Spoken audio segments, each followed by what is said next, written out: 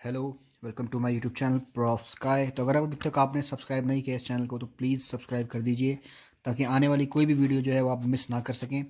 इस चैनल पर मैं क्लास 11th और 12th की इकोनॉमिक्स की वीडियोस बनाता हूं। फिलहाल मैं क्लास 11th की माइक्रो इकोनॉमिक्स की वीडियोस बना रहा हूं। हम जो बुक रेफ़र करते हैं वो है संदीप गर्ग, और हम फिलहाल चैप्टर पढ़ रहे हैं डिमांड, जो कि इस बुक में थर्ड चैप्टर है। डिमांड चैप्टर में हमने पिछली वीडियो में मीनिंग ऑफ डिमांड पढ़ा है, डिटर्मिनेंट्स ऑफ डिमांड पढ़ा है, डिमांड फंक्शन, शेड्यूल और डिमांड का हम पढ़ चुके हैं।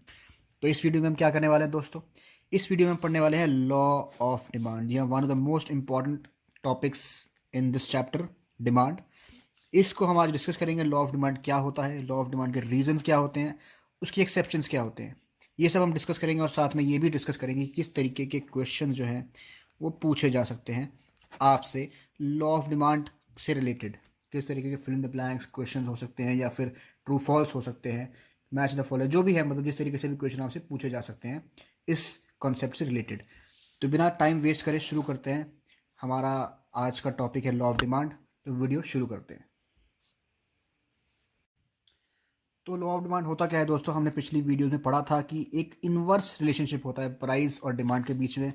वही ये बताता है लॉ ऑफ डिमांड। इसमें दो चीज़ें हैं, देखिए आप ध्यान से समझेंगे तो उसमें पता चलेगा। Law of demand states the inverse relationship between price and quantity demanded.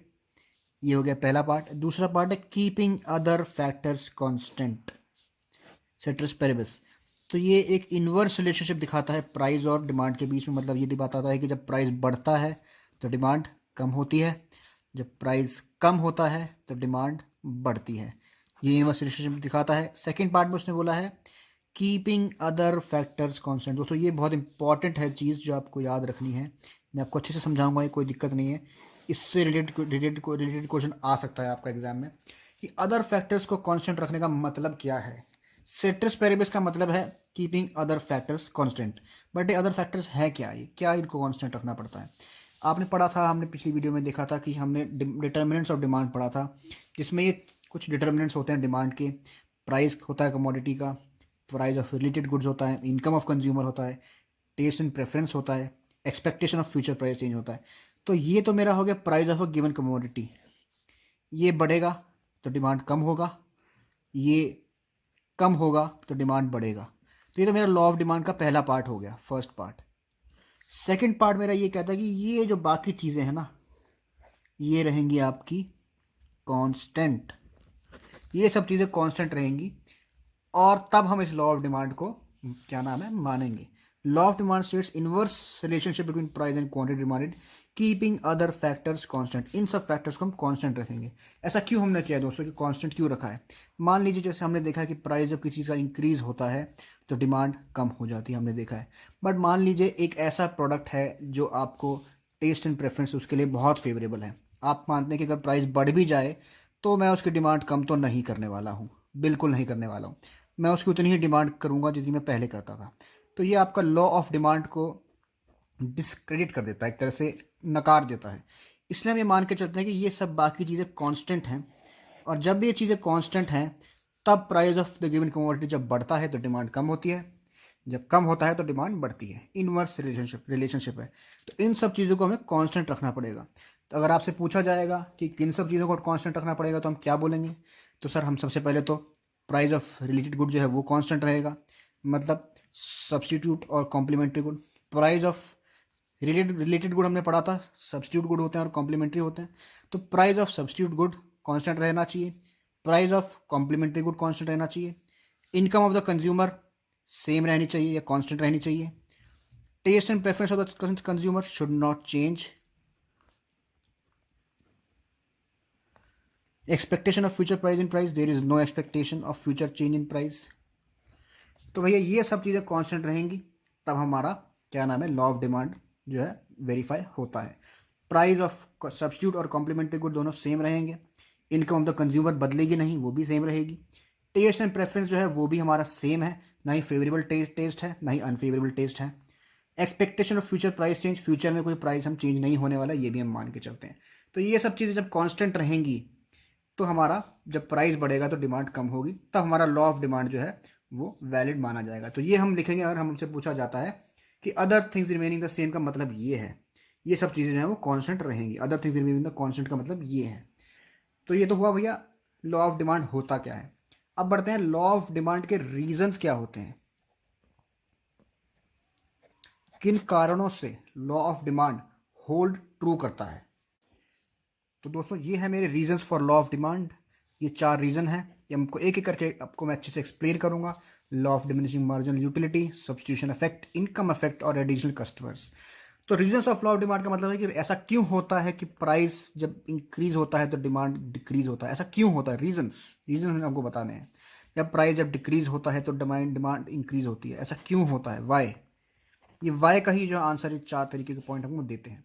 पहला पॉइंट है दोस्तों law of diminishing marginal utility. इसका मतलब क्या है, हमने ये पढ़ा, आपने अगर ये पढ़ा है तो आपको अच्छे से समझ में आ जाएगा, नहीं तो कोई दिक्कत नहीं, मैं आपको बहुत अच्छे से समझाता हूँ। Law of diminishing marginal utility, utility का मतलब होता है सेटिस्फैक्शन, और डिमिनिशिंग का मतलब होता है दोस्तों कम होना। तो इसका मतलब क्या, जैसे कि आपको मैं सिंपल एग्जांपल देता हूँ। आप एक शॉप के पास जाते हैं, वो एक बंदा जो है वो गोलगप्पे बेचता है, ठीक है ना। आप जाते हैं दोस्त, आप बोलते हैं यार जल्दी दो यार गोलगप्पे, यहाँ पर आप खड़े हैं, आपको वो गोलगप्पे देता है। पहला आपको बड़ा अच्छा लगता है, फिर दूसरा, फिर तीसरा, फिर चौथा। एक टाइम बाद आता है यार आपको लगता है कि यार पांचवा ठीक है यार, छठा। हर जो एडिशनल गोलगप्पा आप कंज्यूम करते हैं ना, उस नए प्रोडक्ट से, उस नए गोलगप्पे से आपको जो सेटिस्फैक्शन मिलती है वो कम होती रहती है। जो फर्स्ट में जितना आपको अच्छा लगा था ना, सेकंड में उतना अच्छा नहीं लगता, थर्ड में और अच्छा नहीं लग रहा है, फोर्थ में और आपका पेट भर गया है, फिफ्थ में आपका काफ़ी पेट भर गया, और सिक्स में आप कहने जा बस बहुत हो गया अब नहीं खाना। तो यहाँ जो आपको सेटिस्फैक्शन मिल रहा था उससे कम यहाँ मिल रहा है, उससे कम यहाँ मिल रहा है, उससे कम यहाँ मिल रहा है, और उससे कम यहाँ मिल रहा है, और उससे भी कम यहाँ मिल रहा है। तो जैसे जैसे आप अपना यूटिलिटी, अपना कंजम्पशन बढ़ाते रहेंगे, जो एडिशनल यूनिट है, एडिशनल यूनिट से आपको जो है जो सेटिस्फैक्शन है वो कम मिलती रहेगी। तो उसके लिए आप कम पैसा देना चाहेंगे, इसे कहते हैं law of diminishing marginal utility. तो जैसे जैसे आप ज़्यादा खरीदते रहेंगे, जैसे जैसे आप ज़्यादा कंज्यूम करते रहेंगे, तो नए कंजम्पशन के लिए, एडिशनल कंजम्पशन के लिए आप प्राइस कम देना पसंद करेंगे। आपने इसके लिए जो प्राइस दिया था, आप इसके लिए अगर आपसे पूछा जाए तो यार आपको उतनी सेटिस्फैक्शन नहीं हुई, तो आप उसके लिए उतना प्राइस नहीं देना चाहेंगे। इसे कहते हैं दोस्तों law of diminishing marginal utility. Second जो हमारा पॉइंट है दोस्तों वो है सब्सटीट्यूशन इफेक्ट। सब्सटीट्यूशन इफेक्ट क्या होता है, आपको बहुत अच्छे से एग्जांपल से मैं समझाता हूँ। मान लीजिए इसी एग्जांपल में ये जो गोलगप्पे वाला है, ये इसके पास बहुत भीड़ रहती है, ठीक है ना, ये बहुत अच्छे गोलगप्पे बनाता है, इसके पास बहुत भीड़ रहती है, ये सब लोग जो हैं इसके पास खड़े हैं, रोज़ इसके पास कई सारे लोग आते हैं और इससे सामान खरीदते हैं, इससे गोलगप्पे खरीदते हैं, पैक करके भी घर ले जाते हैं, बहुत खुश हैं लोग इससे, बहुत डिमांड है इसके पास। इसके साथ ही एक और गोलगप्पे वाला है दोस्तों, उसके पास ज़्यादा भीड़ नहीं रहती है, ये बंदा अकेला रहता है, इसके पास जो स्टॉल है उसमें सामान तो बहुत है, बट एक ही दो ही कस्टमर ज़्यादा से ज़्यादा आते हैं, वो भी कभी कभी आते हैं, कभी कभी नहीं आते हैं। तो ये जो है ये तो बहुत दुखी है दोस्तों, क्योंकि इसके साथ ही दूसरा है, लेकिन वो तो काफ़ी पैसे कमा रहा है, और ये जो है ये बहुत खुश है कि भैया इसके पास तो काफ़ी यूजर कस्टमर आते हैं। दोनों का सेम ही प्राइस है गोलगप्पे बेचने का, 10 रुपये के, समझ लीजिए 5 रुपये का एक गोलगप्पा देते हैं दोनों। अब क्या होता है, मान लीजिए ये जो गोलगप्पे वाला है इसने अपना प्राइस बढ़ा दिया है। अब इसने बोला है दोस्त मेरे पास तो बहुत से कस्टमर हैं, अब मैं 5 रुपये का गोलगप्पा नहीं दूंगा, अब मैं 10 रुपीज़ पर गोलगप्पा ऑफर करूंगा। तो यार ये जो लोग हैं इन्होंने बोला यार ये तो हो गई दिक्कत, क्या करें, इसने तो महंगा कर दिया। तो कुछ लोग शायद यहाँ पर खाएंगे, कुछ लोग सोचेंगे इधर उधर देखेंगे यार इससे ट्राई करते हैं आज, तो कुछ लोग जो है यहाँ पर शिफ्ट हो जाएंगे और इससे कंज्यूम करना शुरू करेंगे, देखते हैं भाई कैसा है। भाई वो शुरू करते हैं, उनको लगता है कि यार वेरी गुड, ये तो भैया बहुत बढ़िया गोलगप्पे बनाता है, पहले क्यों नहीं आए इधर। तो इसके प्राइस इंक्रीज करने से एक सब्सटीट्यूशन इफेक्ट हो गया, लोगों ने ऑल्टरनेटिव ढूंढना शुरू कर दिया कि यार इसने अगर ये प्राइस चेंज ना करता, ठीक है, अगर इसने प्राइस चेंज ना किया होता, इसने प्राइस 5 से 10 ना किया होता, बढ़ाया नहीं होता, तो लोग यहाँ नहीं जाते। लोगों को एक सब्सटीट्यूट दिखा और वो वहाँ चले गए। अब इन लोगों ने इनको भी बुला लिया, भैया तुम भी आ जाओ, तो कई सारे लोग यहाँ पर आ गए। तो जैसे ही इसका प्राइस कम हुआ, इसकी डिमांड भी कम हो गई, क्योंकि ये सब लोग कहीं और जाने लग गए। उन लोगों को एक ऑल्टरनेटिव दिख गया, सब्स्टिट्यूट दिख गया उसी प्रोडक्ट का, तो उनके लिए बहुत आसान हो गया वहाँ पर जाना। अब शायद जब वो वापस अपना प्राइस कम करे तो शायद कुछ लोग वापस ना जाएं, क्योंकि उनको भी यहाँ पर अच्छा लग रहा है। तो इस बंदे को तो अपॉर्चुनिटी मिल गई बहुत बढ़िया, बिना कुछ करे। इसे कहते हैं दोस्तों सब्सटीट्यूशन इफेक्ट। आपके प्राइस चेंज करने से कस्टमर एक ऑल्टरनेटिव ढूंढना शुरू कर देता है, तो वो सब्स्टिट्यूट ढूंढना शुरू कर देता है, वो सब्स्टिट्यूट की तरफ बढ़ा चला जाता है। इसलिए वो सब्स्टिट्यूशन इफेक्ट की वजह से आपकी डिमांड जो है वो कम हो जाती है। ये हुआ दोस्तों सब्स्टिट्यूशन इफेक्ट। अगला पॉइंट जो है उस पर आते हैं हम, इनकम इफेक्ट। इनकम इफेक्ट, जी हाँ दोस्तों, इनकम इफेक्ट क्या होता है ये देखते हैं। ये लीजिए, मान के चलिए आपको हर महीने 1000 रुपये के आसपास जो है वो पॉकेट मनी मिलती है। समझ लीजिए आपकी कितने से इनकम हो गई। इस 1000 रुपये में से आपको पता है कि हर महीने 20% आप मूवी पे खर्च करते हैं, तो 200 रुपये जो है आप मूवी पे खर्च करते हैं और 800 रुपये जो है आप बाकी चीज़ों पर खर्च करते हैं। आपने भाई मान के चला है कि 200 रुपये तो मैं यहाँ पर खर्च करूँगा ही, ठीक है। अब मान के चलते हैं कि इसका प्राइस जो है, टिकट का प्राइस 200 रुपये से 100 रुपये हो गया है।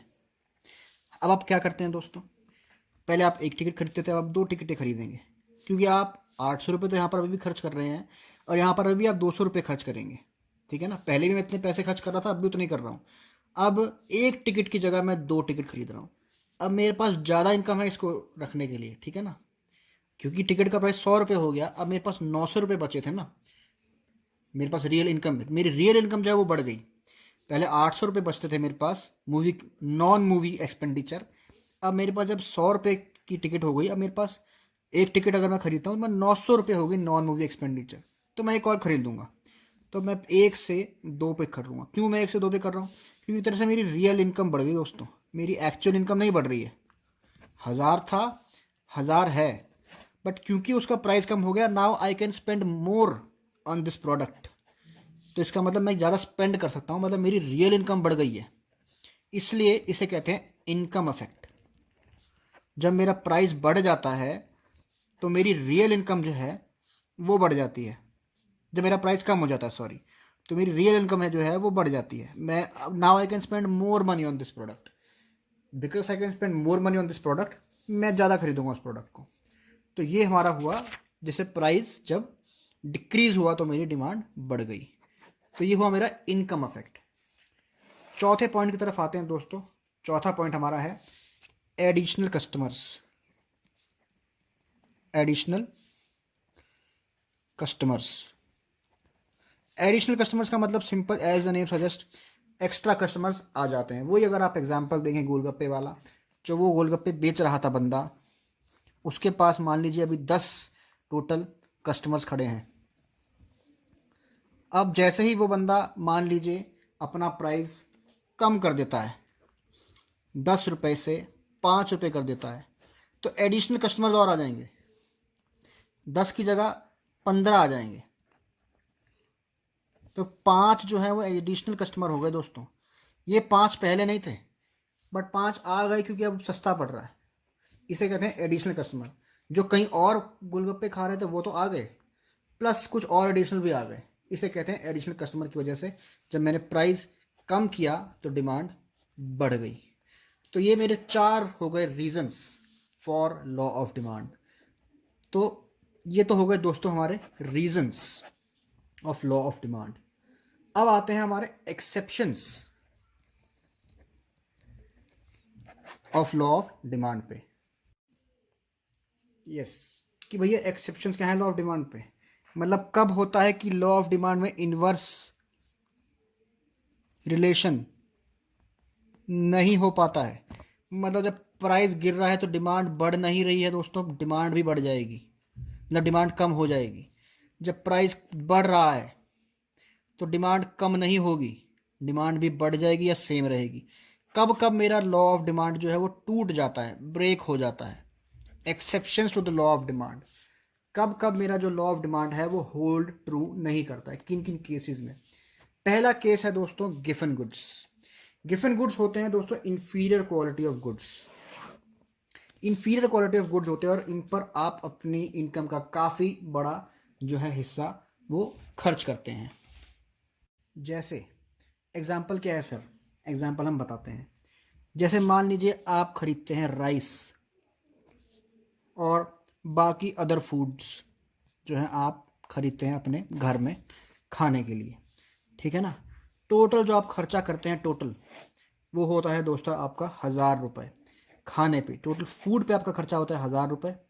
कैसे कि भाई प्राइस है इसका मान लीजिए 40 रुपये किलो राइस का, आप क्वांटिटी जो है वो ख़रीदते हैं 10 kg, तो आपका टोटल खर्चा कितना हुआ दोस्तों 400 kg, ठीक है ना। मान लीजिए आप ऐसा करते हैं और 400 kg तो ये हो गया दोस्तों, प्लस आप सोचते हैं मैं कुछ बढ़िया भी खरीदूँ। मान लो मैं मैकडोनल्ड्स का बर्गर ख़रीद रहा हूँ, 150 रुपये का एक बर्गर आता है दोस्तों, ठीक है, और मैं ख़रीदता हूँ 4 बर्गर्स। कितना हुआ ये 150 इंटू 4, 600 रुपीज़ मेरा इस पे खर्च हो गया। तो 600 + 400 1000 रुपीज़ मैंने अपना समझ लीजिए पॉकेट मनी का यहाँ पर डाल दिया है, ठीक है। अब ये जो है ये मेरा गिफ्ट एंड गुड है दोस्तों, इन्फीरियर क्वालिटी प्रोडक्ट है, ठीक है। अब मान लीजिए सिनेरियो जो है वो चेंज होता है। अब मेरा जो है यहाँ पर राइस दोबारा लेते हैं और अदर फूड लेते हैं, ठीक है। इनकम जो है मेरी वही है 1000 रुपये, ठीक है, पॉकेट मनी तो उतनी है 1000 रुपये। तो अब क्या चेंज होगा दोस्तों, प्राइस जो है मान लीजिए 40 से हो गया 20 रुपये पर केजी, ठीक है ना।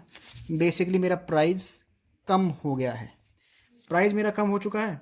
ये है मेरा 150 रुपये का बर्गर आज भी। अब मुझे दिखा है दोस्तों कि प्राइस 40 से 20 हो गया है यार, कम हो गया है, तो यार मैं क्या करूं। तो मैं सोचता हूँ यार अब जब ये इन्फीरियर क्वालिटी का प्रोडक्ट कम ही हो गया है, मेरे पास इनकम है 1000, मेरे पास ज़्यादा पैसा है, तो मैं 4 की जगह 6 बर्गर खा सकता हूँ यार। तो मैंने 6 बर्गर्स खाना कंज्यूम करना शुरू कर दिया। तो ये मेरा खर्चा हुआ 900 रुपये, 900 रुपये यहाँ पर है 1000, तो बचे यहाँ पर 100 रुपये। तो इसका मतलब मैं कितने केजी चावल खरीदूँगा 5, तो मैंने 10 से 5 कर दिया दोस्तों। प्राइस हुआ कम और डिमांड भी हो गया कम।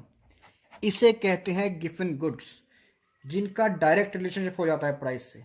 जब प्राइस गिरता है तो डिमांड गिर जाता है और प्राइस बढ़ता है तो डिमांड बढ़ जाता है। ऐसा क्यों है, क्योंकि ये इन्फीरियर क्वालिटी प्रोडक्ट है दोस्तों। इन्फीरियर क्वालिटी प्रोडक्ट्स में क्या हुआ, जब प्राइस कम हुआ तो मैंने देखा कि मेरी इनकम जो है वो तो उतनी ही है, प्राइस इसका हो गया कम, तो मेरे पास पैसे बच गए हैं ज़्यादा। ये ज़्यादा जो पैसे बचे हैं और राइस खरीद के क्या करूँगा, क्यों ना थोड़ा सुपीरियर क्वालिटी का प्रोडक्ट खरीद लेते हैं। तो मैं पहले हफ्ते में 1 महीने में 4 बार बर्गर खाता था, हर संडे खाता था। अब मैंने कहा यार मैं 2 बर्गर और खा सकता हूँ, तो मैंने 6 बर्गर कर दिए और इसका कर दिया क्वांटिटी कम। तो ये 10 से हो गया 5, तो price decrease and demand decrease, this is called गिवन गुड्स, ठीक है। तो ये मेरा हो गया exception to the law of demand. ये मेरा उल्टा हो गया, देखिए इन्वर्स रिलेशनशिप नहीं है। तो ये हो गया मेरा पहला exception.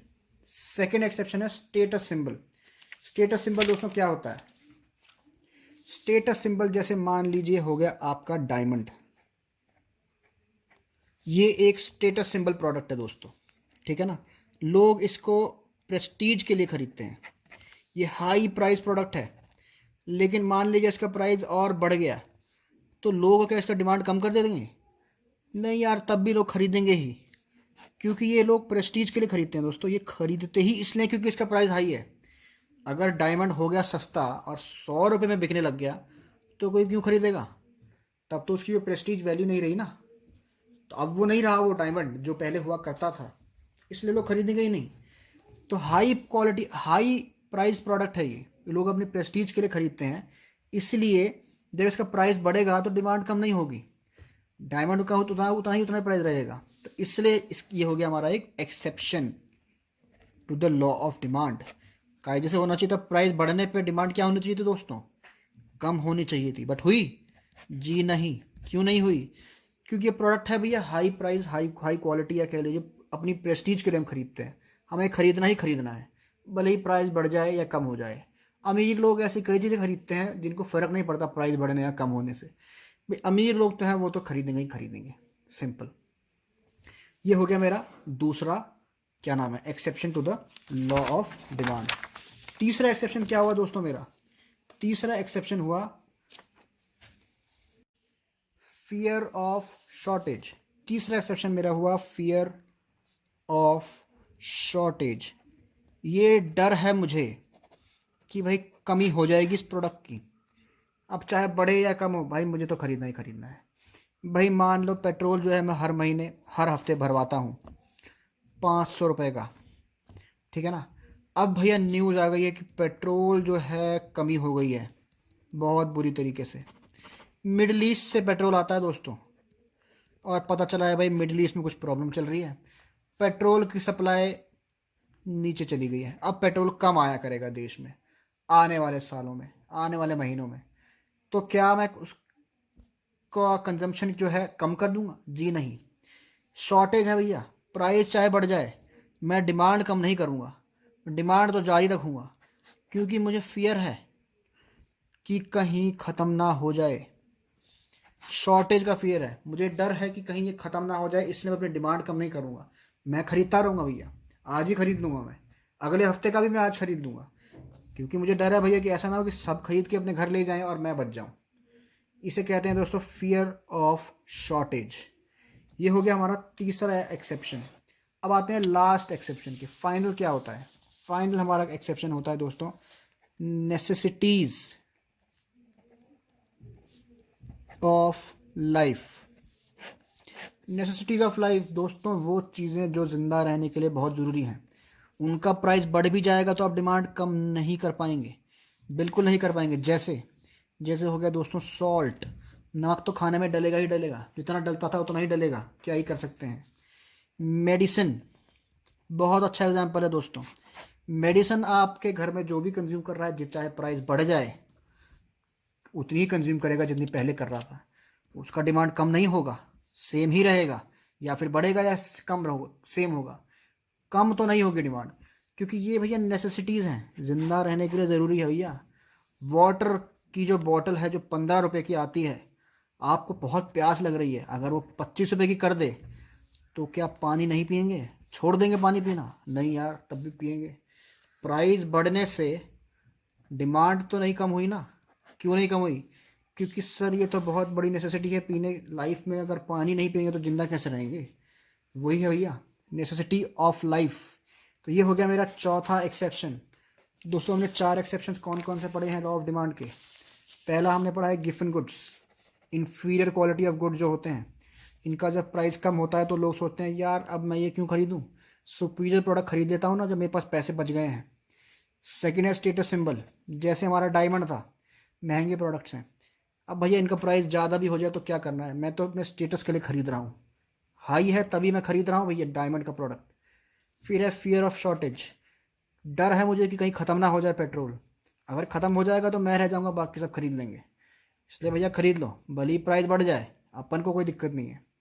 Necessity of life, medicine, salt, भैया ज़िंदा रहने के लिए तो ज़रूरी है, अब चाहे प्राइस बढ़ जाए या कम हो जाए, हम जितना खरीदते थे उतना ही खरीदेंगे दोस्तों, सिंपल। तो भैया ये हो गए हमारे चारों exceptions of law of demand. तो इस वीडियो में दोस्तों इतना ही।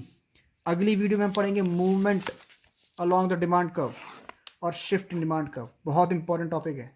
इस वीडियो में इतना ही दोस्तों, तो प्लीज़ सब्सक्राइब कीजिए और लाइक कीजिए और शेयर कीजिए मेरे चैनल को जितना हो सके। Thank you.